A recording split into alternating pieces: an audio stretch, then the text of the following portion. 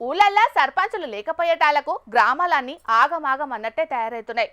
ఇక చేసిన పనులకు సర్కారు బిల్లులు మంజూరు చేస్తలేదని ఓ దిక్కు మాజీ సర్పంచులు లొల్లులు కూడా చేస్తున్నారు.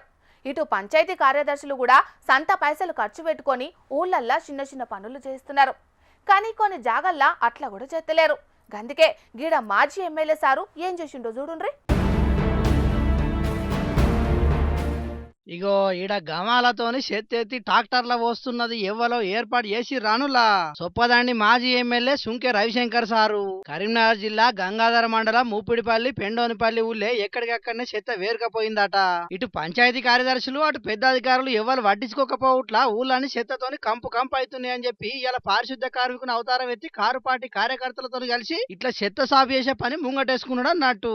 అట్లాని ఏదో 2 డబ్బాల చెత్త వారేసుడే కాదు, మోరీలలో ఉన్న చెత్తను సాపు చేసి ట్రాక్టర్ల పోసుకొని ట్రాక్టర్ నడుపుకుంటూ డంపు యార్డుకు తీసుకుపోయిండు. అటెంకా బీఆర్ఎస్ పార్టీ లీడర్లతో కలిసి మీటింగ్ పెట్టి ట్రాక్టర్లు ఉన్నా ఇప్పుడు పనిచేస్తలేవు.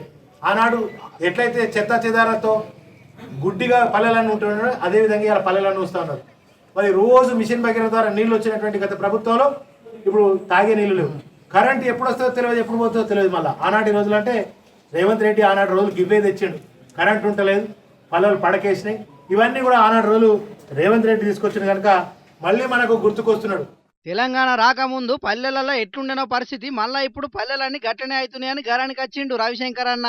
మార్పు అని చెప్పి అధికారంలోకి వచ్చిర్రు. ఇప్పుడు చూస్తే పల్లెలు మొత్తం అంధకారంలోకి పోయినాయని కోపానికి వచ్చిండు. పంచాయతీ కార్యదర్శులు అప్పులు చేసి మరీ పనులు చేసే పరిస్థితి వచ్చింది.